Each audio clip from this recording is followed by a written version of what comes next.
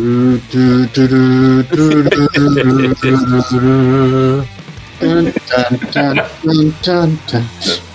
do you do if you find not necessarily money, but anything really valuable in something you acquired from somebody? What's your obligation, if any, to go back to those people? In my old junkie background, I probably do need to become more professional with my attitude towards the podcast. A couple of shows ago, I looked like I had earmuffs on because everything was like curling out, but I guess I got enough weight going on where it's flattening out a little bit. I mean, I've got a lot of curls in my hair. 500 episodes, right? We were going to do a live from Knoxville.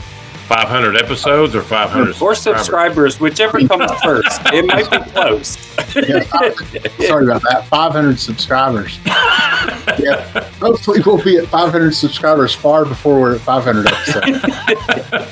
Well, that is all the time we have this evening on the Finder Flippers episode. Well, that is all the time that we have today.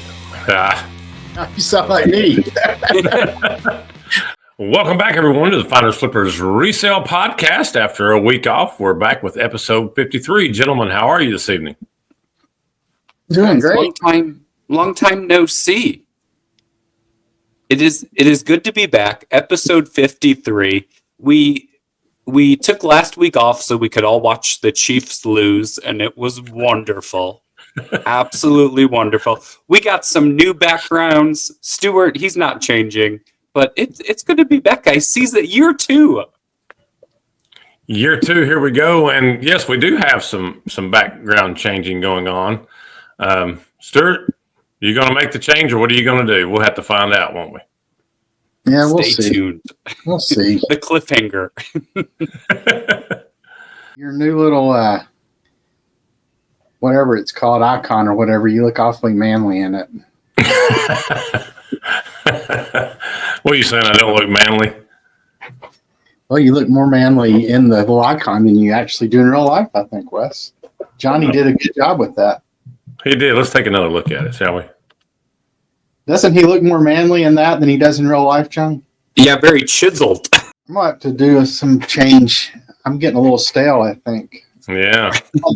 Junkie Johnny's got his new digs. Explain what you got going on behind you, Johnny. Mine's just a simple black wall right now. Yeah, it's still under construction. You can kind of see the mess still going on. Mm-hmm. But this is what was supposed to be my man cave / cigar lounge that we could never figure out a way to keep the cigar smoke from going into the house, even with ventilation.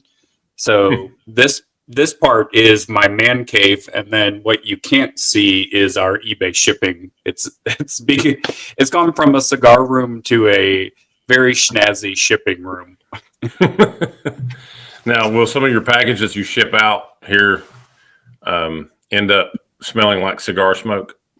No, because I'm not allowed to smoke in here now. So, you have been banished. Yeah, it is now exclusively an outdoor activity. So, well, I like the new digs. Of course, we're kind of missing the plants that you have. Yeah, I need to bring some down here.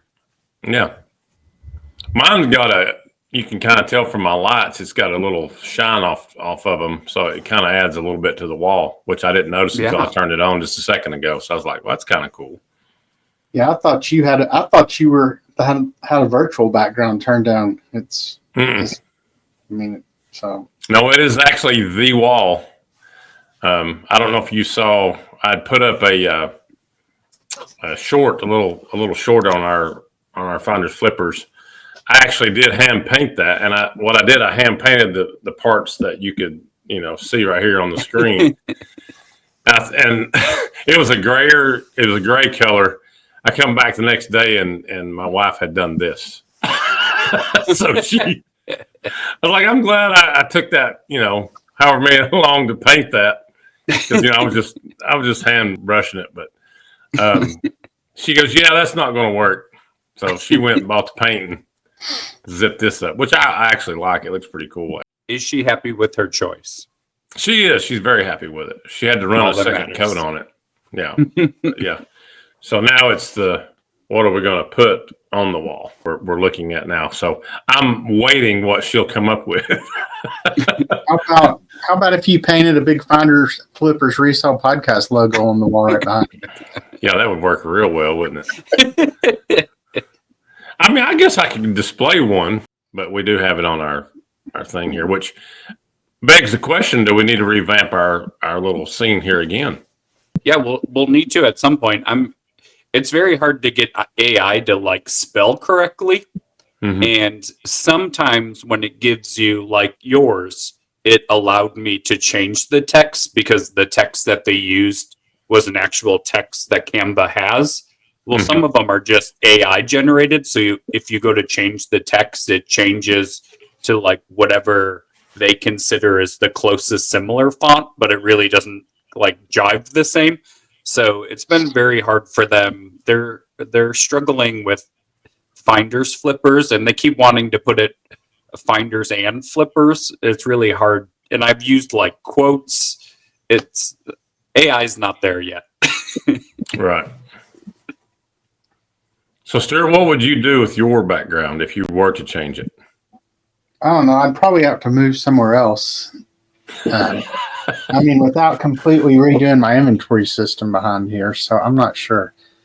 I mean, I could move out to where I do my whatnot shows. Would be, one option. The only thing is I use my desktop computer for these, not my phone. So that's why I'm kind of anchored to right here.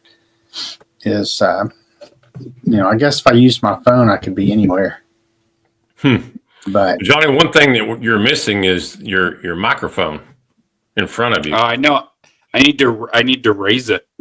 Hello. But you guys may not have known this, but it used to just sit on an upside down flower pot. And that's how I prompted it up. So I need to find a new way to Did you get rid of the flower pot? Yeah, I guess it's upstairs. I could still pull it downstairs.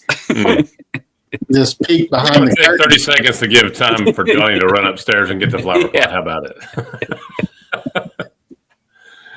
What did you say, Stuart? What was that? I said a peek behind the curtain. Yeah, that is behind the scenes. If we ever did a behind the scenes episode, there you go. So what's been going on for the last week? We actually missed an episode last week. I guess a much deserved break after our lives. So we're back now after a 1 week break. What's been going on with y'all? Well, we did have the Super Bowl going on, so there was that. So we just took a hiatus for a week, and now we're back. My eBay store not doing so well. It's kind of slow to almost a complete stop, just about. It's very disappointing. My online sales have probably been down some, but fortunately, my booth sales have been really good, and my two whatnot shows I've done this month so far. Because I'm on pace to have my best February ever, even with the slowdown of the normal channels. I mean, and they're not doing terrible, but they're not doing as well as they were in January. So we'll see. I mean, if I look back though, I think February, like historically since I've been keeping records for 7 years, I think February is my absolute worst month. Well, that's good to know, actually, because I mean we're halfway through it, and mine's awful.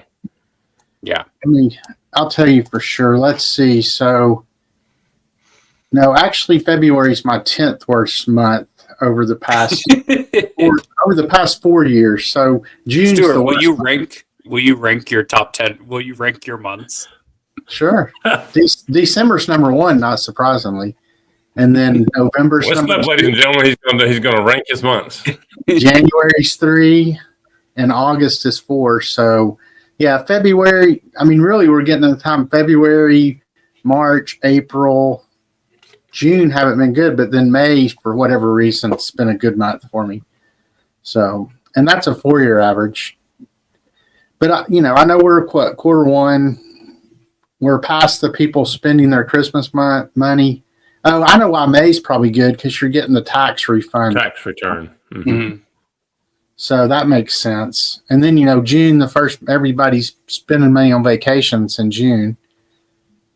And September would be like back to school. So are you talking pretty much there's about 4 or 5 months out of a 12-month year that it's actually good? Is that what you're saying? I mean, it's almost what it sounds like. You know what I mean? Well, I mean, if you force rank anything, I mean, you're going to have, the top 2 of my top months are in quarter 4. And I mean, but if I look at the spread between the worst and the best,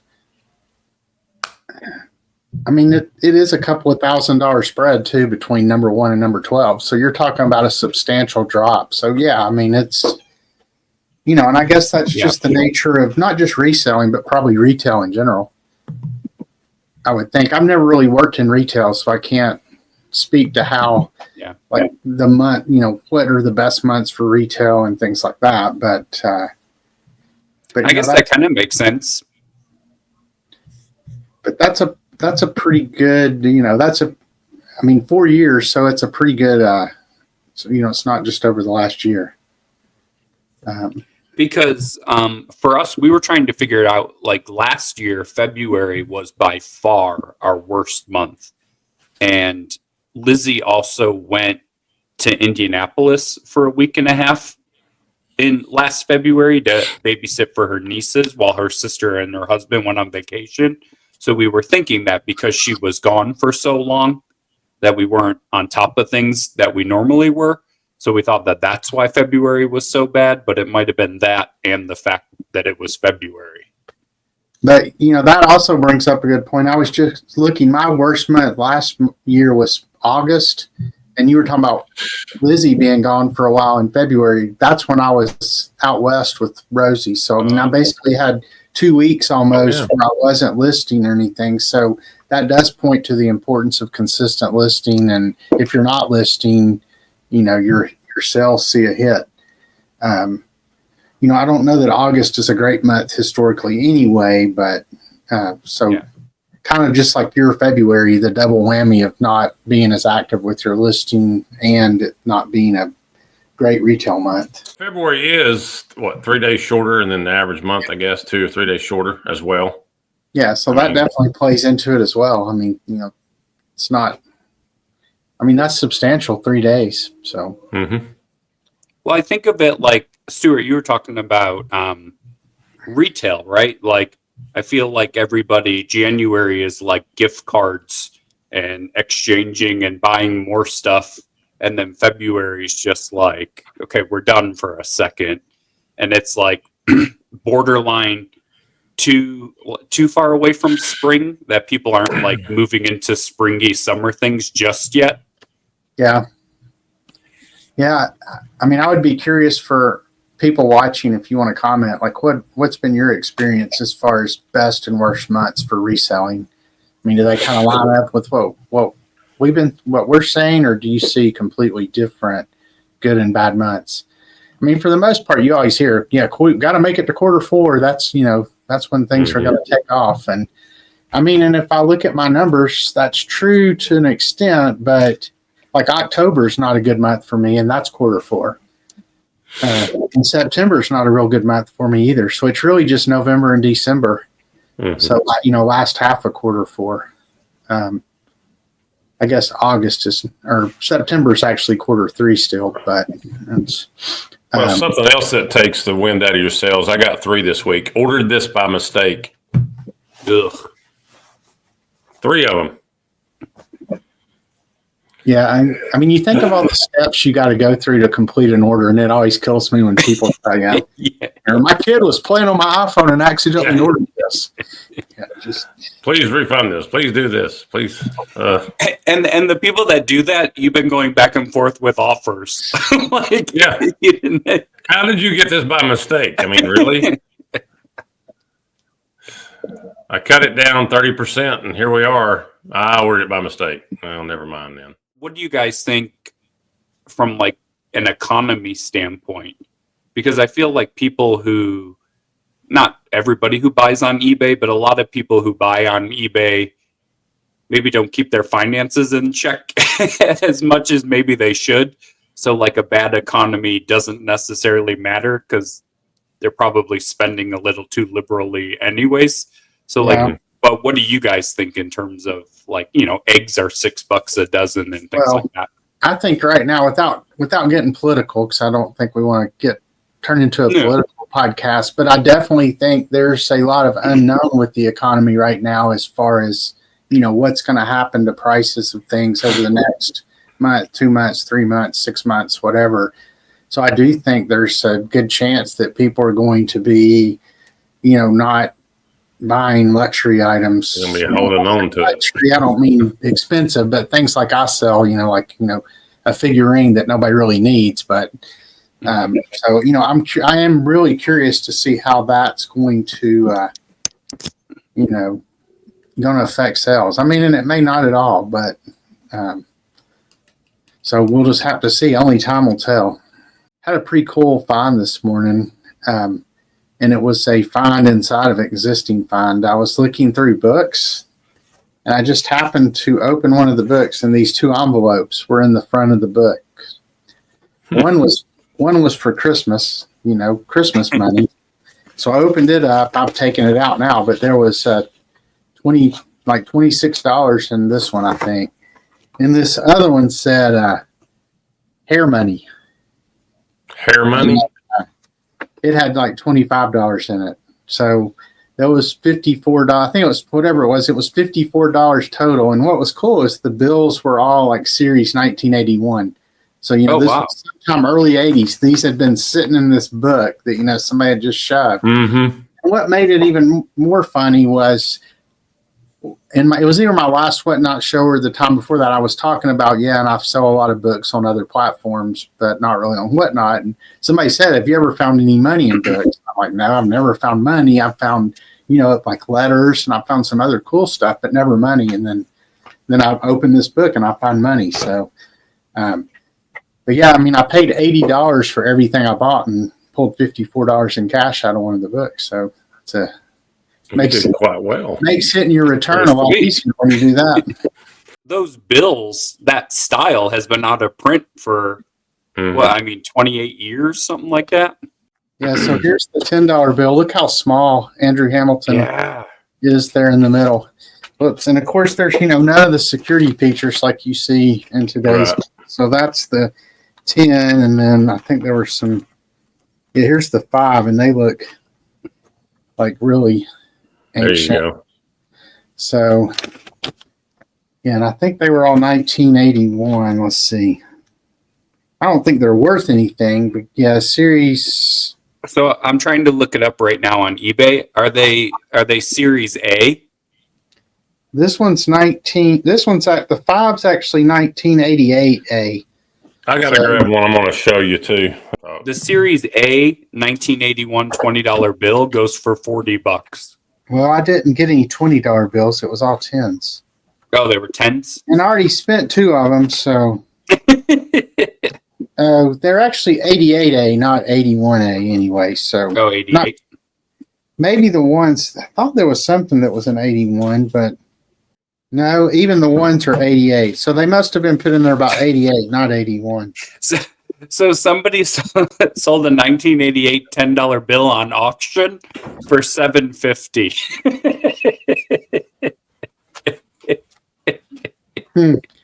That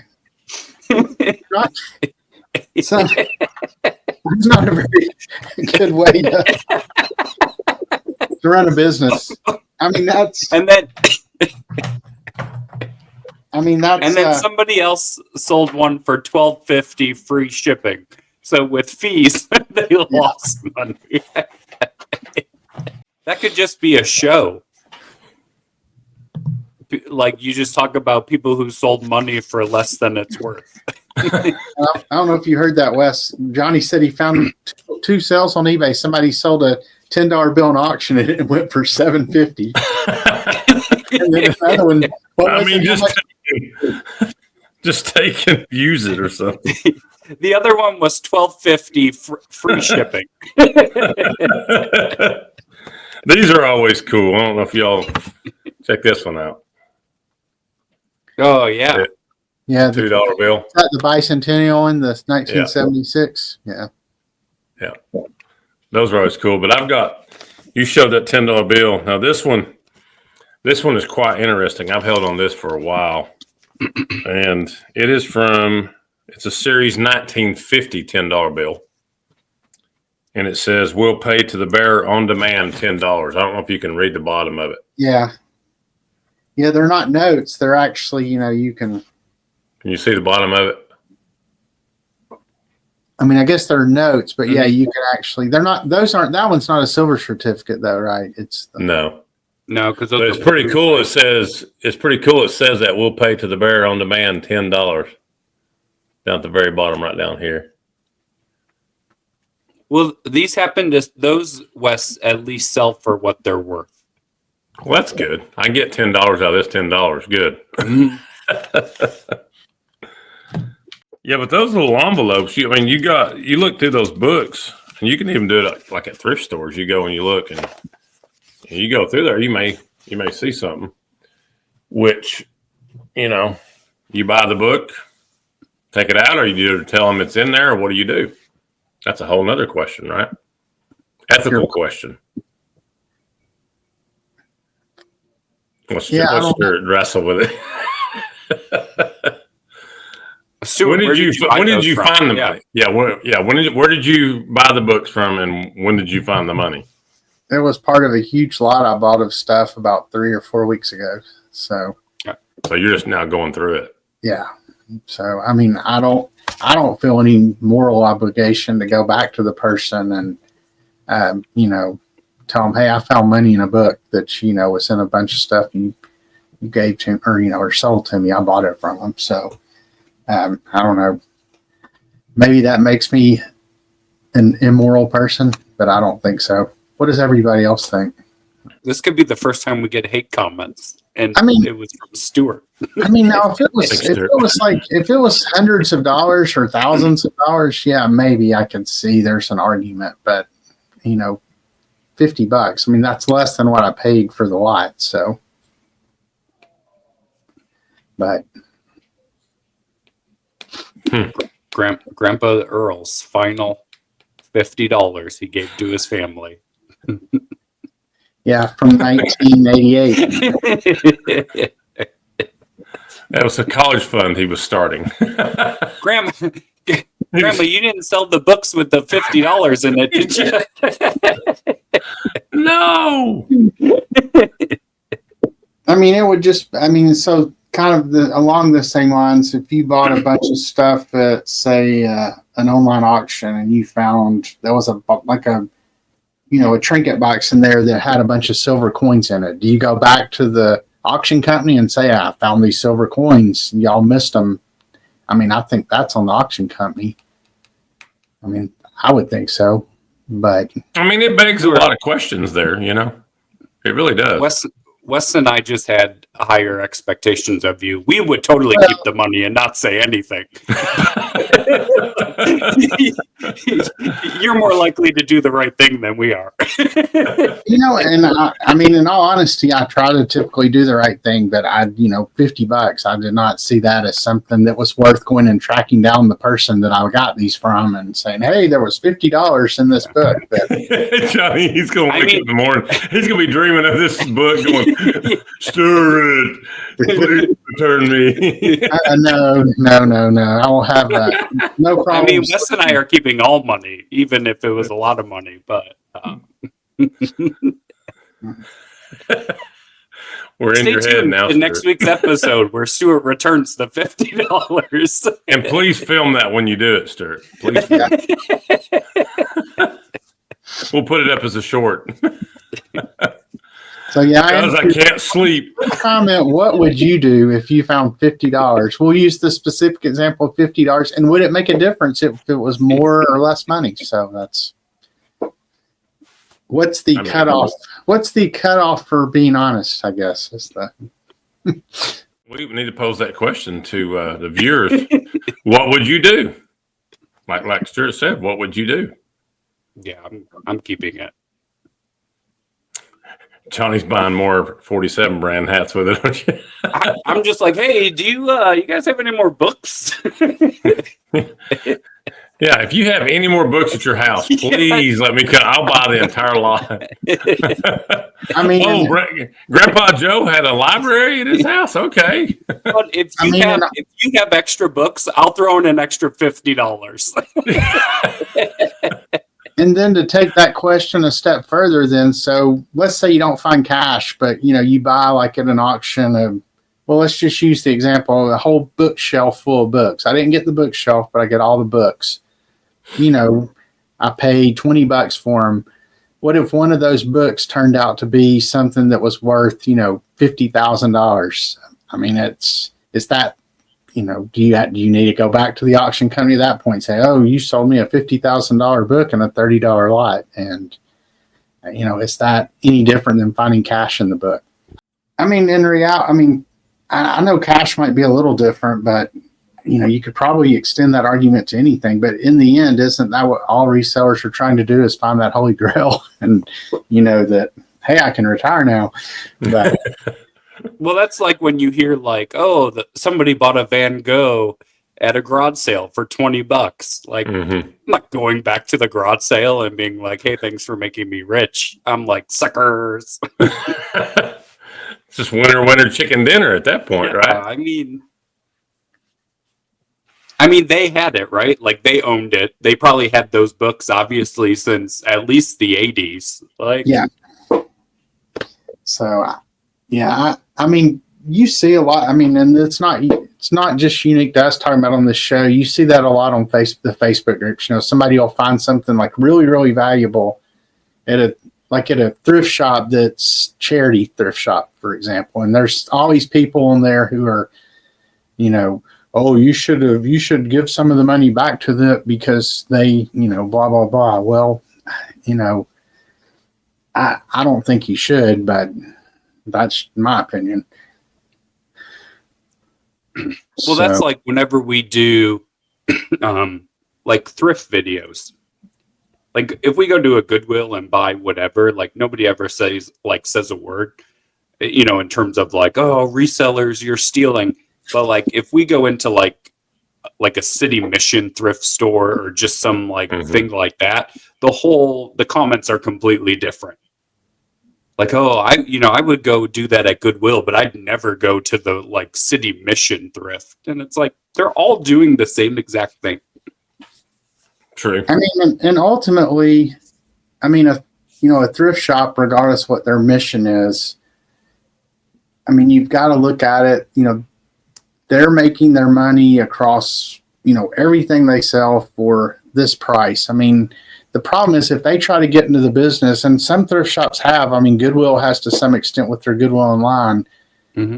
I mean, the odds of you hitting something that's like mission changing is really slim. I mean, you're probably not going to find $1 million item. It could happen, but if you're doing all that work to cherry pick out a couple of, items that are hundreds of dollars or maybe even thousands of dollars, I mean, if you would have just spent that same time just throwing more stuff on the floor, would you have made the same amount of money or more rather than the amount of time you're spending paying somebody? Because it's not just the cost of that item. It's, you spend you paid an employee to do all this research. And so I don't know. I mean, I tend to think it all evens out. That, you probably make more if you just go about your business and your job's just to pump stuff as fast as you can out your door.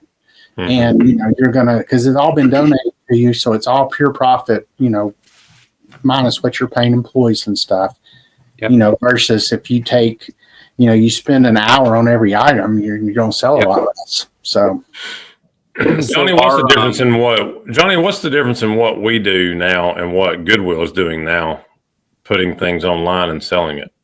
I mean, there's really no different. I mean, they're getting their stuff for free. Mm-hmm.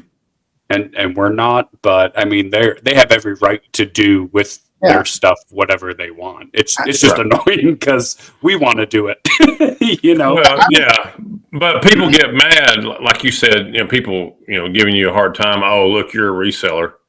That they come down on you for doing that, but then, they're doing the same thing. Of course, it's all donated to them. So, but when we're talking Goodwill, like I think the only thing that annoys me about people who say that about us with going to Goodwill is like Goodwill's mission isn't to help those in need. What is their actual mission? They it's like job training, on the job training. I mean, I actually like their mission. It's a little different than just they're not out distributing blankets to people on the street. It's all like the one on Kingston Pike. If you ever go to the Goodwill there, Wes, it's the one that's got the job center next to it. So I mean, I think they do a lot of good work. I know they catch a lot of flack, but it's kind of like the whole teach a man to fish or give him a fish. Like it all goes to job programs, which help people to get jobs, but like they're not our bins, right? People were complaining that they were throwing comforters in the bins, and people were like, if you throw a comforter in a bin, it takes up the whole bin. Like, why are you doing it? And the managers were like, we do that because the homeless will come and buy them. Because the homeless will come and buy them, not like so we can give them to the homeless. So they'll come in and buy them. So like, and we love Goodwill. I mean, Goodwill allows Lizzie to work full time from but their mission isn't to help. Other than you're saying if it was, they're going to go, hey, come and pick these free comforters up from us. Here you go. Yeah. Well, another thing that was interesting is I went to the bins yesterday for the first time in a couple months. And I was talking to some of the regular shoppers there, and they said that randomly they've been coming out from the back and putting stuff in the bins. Like normally they roll out full bins, but they've been coming with like carts and filling bins, and it's all Shop Goodwill stuff that hasn't sold online. Yeah, and it's interesting. Amy was actually telling me earlier today, I don't even know what we were talking about that brought this up, but I think it's because I had said I was going to take some stuff to Goodwill, and I said, or maybe I'll take it to this other place. And there's a local thrift shop here in Knoxville, and apparently all over TikTok right now, there's the whole thing about, they have certain tags, and once the tags run their cycle, rather than donating any of that stuff, they like smash all the glassware. They don't give any of the clothes to the homeless. They just destroy everything and throw it away. Well, if your mission's to really help people, I can see the glassware. I mean, if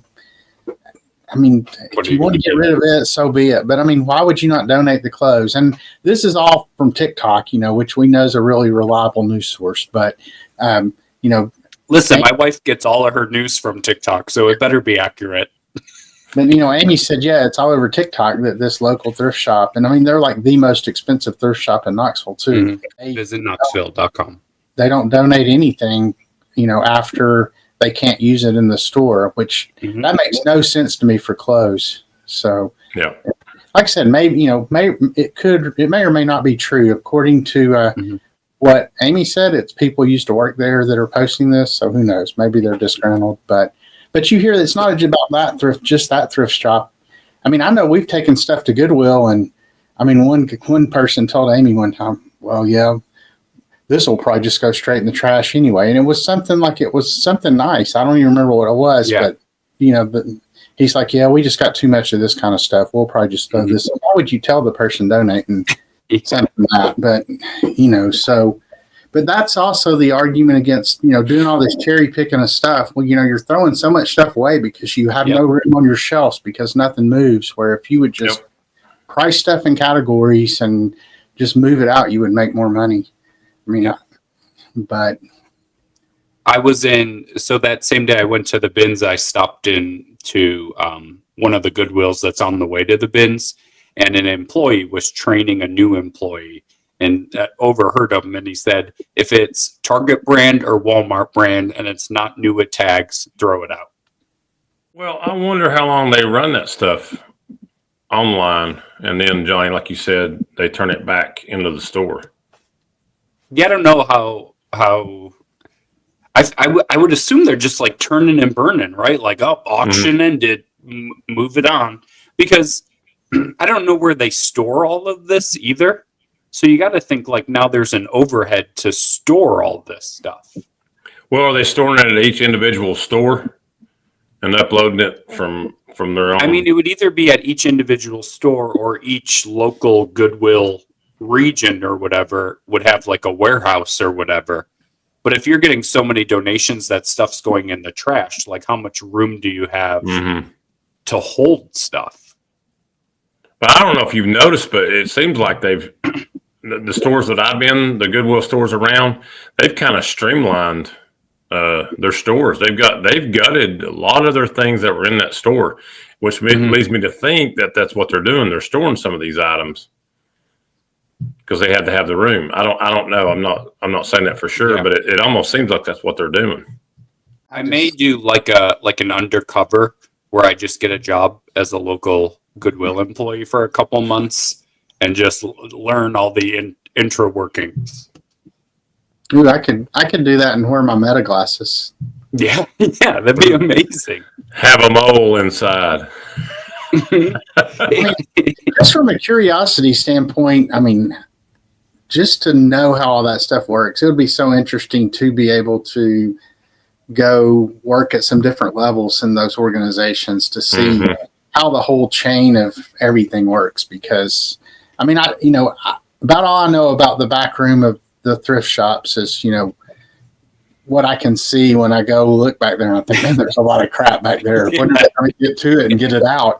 So, I mean, the closest I ever came to knowing any inner workings is one of the Goodwills I got. I mean, it was back when I was still working like a real full-time job, but I was working from home. So every day during lunch, I had three thrift shops I would go to, and I got to know the managers of the Goodwill at one place really well. And I mean, they would hold stuff back in the back room, and say, hey, come back here. We got some stuff to show you. And, and theirs was pretty organized and they moved stuff out pretty quickly. And I don't know if their store is representative. It was a smaller Goodwill too, though. It wasn't real big. Do you guys have, like in Greensboro, we have a lot of Goodwills and they're tiny. Where like in Florida, they have few, but they're like department stores. Like, what do you guys have? I think it's a mix. I mean, around me, Goodwills tend to be honest, the Goodwills in Knoxville, at least all the ones around me, are all pretty small and they're not real organized and, I mean, just junky looking. Well, there's a couple that I frequent, Johnny, and that's what I was talking about. One of them actually cut their store in half, but they did get annexed by the grocery store that's right beside them. They wanted more space, so they actually took half of their building, and they did had to liquidate a lot of their stuff and move it on. But there's another store that I have. It's like they still have the same size store, but they've taken away a lot of their inventory. And that's what I was alluding to a minute ago. It's like they've got this real big back room back there, and you see things sitting up there, and I'm like, why is that stuff never? Because if you walk by the double doors, you'll see it, and you're like, why is that not out here on the shelf? And then I started thinking that may be what they're putting online and holding. So it makes you wonder anyway. Yeah. Or they could just be short-staffed and not be able to get it out. Could be. I mean, I know the thrift shop I used to go to a ton around here, not a Goodwill, but I mean, they were constantly, I would get to know the employees, because I would always speak to them, and then by about the time, they knew my name back, they would be gone and somebody else would be there. I mean, and they would always like have one person putting stuff out, and that's all they had. And so I think it's just hard to roll through everything. I know they're just like every other establishment right now.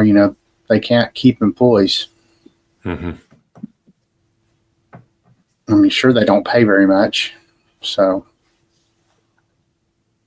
And just the amount of training involved to know what to, I realize it's easier now than ever because you can Google Lens things and stuff like that. But, I don't know. It just seems like a lot more work than what they're getting out of it. And that kind of goes back to my point of, the the amount of money you spend training somebody knowing they're probably going to leave, you're better just to say, okay, this glass, anything that's red and made of glass goes here. Anything that's blue and made of glass goes here. Anything that's green and made of glass goes here. If it's a game, it goes here. If it's a book, it goes here. If it's a record, it goes here. If it's, and you might make exceptions for like jewelry. You might have somebody want to look at, make sure you don't have diamonds or something. But, for the most part, if it's a figurine, it goes here. If it's a glass or china, it's do it. Then you don't have to really train anybody. I mean, you could, and maybe I'm completely missing the boat. I mean, maybe it is better that for thrift stores to research things, but I don't know. I just tend to think you make more money if you move more stuff. Yeah. What if, Stuart, I'm taking what Johnny said a little bit further here. If you work for an estate sale company, what if you did that? Would that be? Well, I mean, I've thought about that, and I think it would be interesting, and maybe you might get some ins to get stuff, although I'm sure they have rules about, if you're working for them, what you can get. But for me, like getting any of those kind of jobs to go work for an estate sale company, that would tie me up during the most important time of the week for me to be going out and finding stuff. So yeah, I mean, it's kind of. I mean, it could or couldn't. You could just say, "Hey, I can work the actual days of your sales and help get stuff to people's cars and that kind of stuff." Yeah, but then But yeah, that's going to be the same time yard sales are happening and the same time other estate sales are happening. So he's like, "Hey guys, give me a minute. I'm gonna run over here and check these yard sales. I'll be right back." But you could have an in to like the things that don't sell. No, you're right. And the family may say, "Hey, we don't want it. Y'all can have this or whatever." But I go to a lot of thrift shops on the last day, and I do buy stuff. But most of the stuff that's left, I mean, it's bottom dwelling. It's stuff that the people they've made agreements with to come clean out the rest of the house. They're flea market booth people, is what they are. I mean, and that's no knocking. I used to have a booth at a flea market, but the kind where I'm selling the stuff that's left at the end of an estate sale, with a few exceptions. I'm sure there's always stuff that's missed, but for the most part, it's going to be just a bunch of stuff that I can't do anything with. And I get if like somebody drops off old jewelry and they want to go through it, or if someone drops off like massive collections and, just sitting in their store might not move it. I get that, but like looking at every minuscule thing and pricing it differently or mark up this, don't mark up that. Like, I don't understand that business standpoint. Well, the other thing that'll kill a thrift shop, I think, is especially thrift shops are guilty, and the same thing people at yard sales are guilty of. They start researching things and they find the highest price that anybody's ever asked for something, not that it's sold for, and they'll print out the piece of paper, or even if they don't print it out, that's how they price it. Well, then, people like us, we go in the thrift shop and, they have $50 on this magnifying glass, and then, everything else is expensive. What do? You never come back and you tell all your friends, I don't ever go to that thrift shop. They're too expensive. So that's it's not just not moving stuff. Over time, word of mouth's going to get around, not just with resellers, but just people buying stuff that, that thrift shop's expensive, and I think that also hurts your business. So to me, there's a lot of reasons if you own a thrift shop, and I like to think if I owned one, that's how I would do it. I don't know, maybe once you get in that situation, you start thinking differently, but I just think you make more money in the long run by just volume selling versus, trying to find that one magic thing that's going to, so. Is there a certain estate sales that make you just, when you go in, you just turn right around and walk right back out? Or do you continue to meander and think I'll find something? Well, I always, a good example, and I think it's where I might have gotten the books we just talked about. I went to this estate sale and everything was outrageously priced, and everybody there was just talking about, oh, look at this knife. They have it priced for $50. You can get it on eBay for $10, and but their books were all priced at $1, or books were $2, magazines were $1. So, I mean, I bought almost every book on the bookshelf, And then they also had all these old Vogue fashion magazines from the 50s. And they had 4 or 5 of those. And I've already sold all of them at $30 a piece. And I paid $1 a piece for them. So I always finish walking through an estate sale just to see. But yeah, you can tell pretty quickly if, if you're going to be buying much. Yeah, I mean, a lot of estate sales are guilty of pricing for half price day. If it's a 3-day sale, especially, things are probably going to be high on the first day.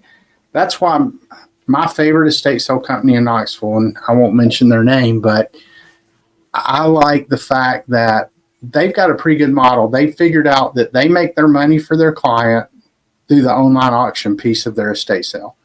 Things go they sell really well on there.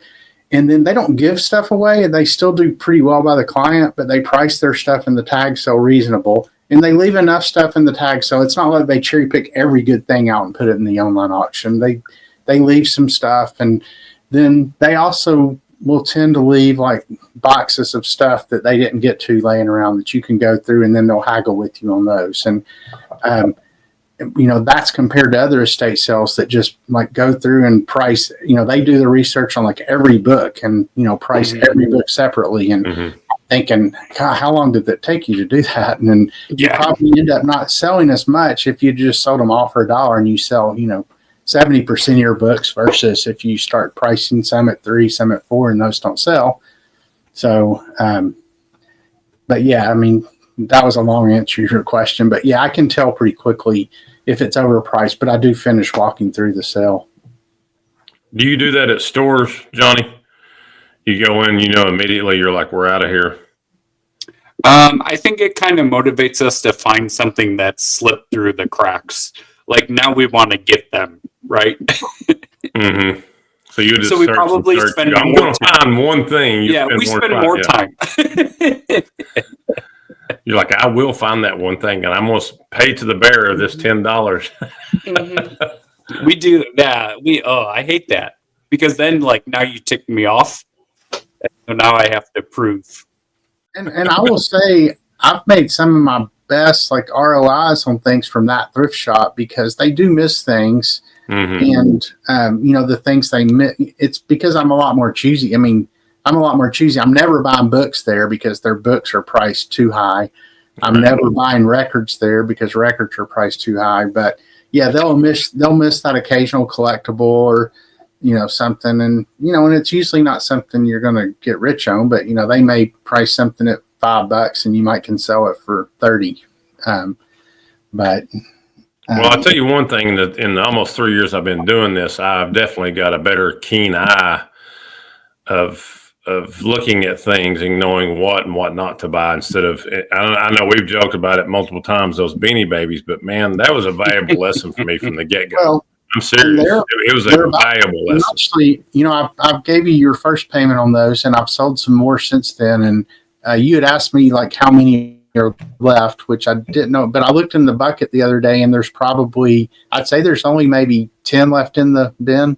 So, a lot of them is sold. And how much did I give you the first time? $53, something like that. And you only paid what? How much for all of them, you said? Wasn't it 30 or something?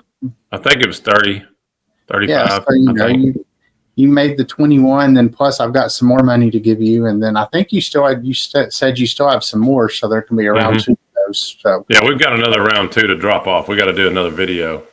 I mean, I think the important thing with and we're going to do it for Johnny this time. We want you to sniff him this time.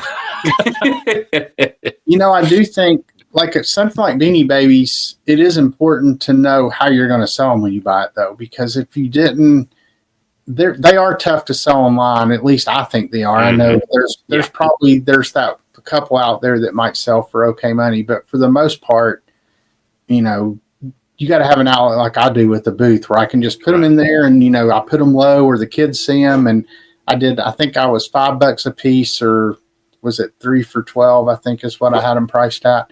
So, at that price, if you can get them cheap enough, you'll end up making some money on them. That whole lesson, like when you do go into these thrift stores that are higher dollar, it taught me a lot about being very choosy. and honestly know what you're looking for and what the price point is. They're getting ready to open that Thrift Shop USA or whatever it's called right down the street. I saw that. I mean, it was supposed to open in December, and here it is February, and they're still not open. I don't know if they're having trouble hiring staff or what, but I think that's like the one I went to when I went to San Antonio, Texas. I mean, this place is probably the biggest thrift store I've ever seen in my life. Oh yeah, this place is huge, and I mean, it's one of those. If you go read reviews online, they're all over the place. You know, some people love them, some people hate them. It's like anything you Google reviews on. It's like you take them with a grain of salt. So, but it looks like they're very Thrift Shop USA or something like that, or Thrift Shop Red, White, and Blues. Thrift Shop America, I think maybe something like that. Yeah, they had one something like that in Texas. I mean, it was massive, and they look very clothes heavy too. Just looking in the front window, from what I can see, because there were racks and racks and racks. They didn't have anything on it, but so I mean, so if it's to try. If it's those Red, White, and Blues, we have those in Florida, but they buy. It's funny, like.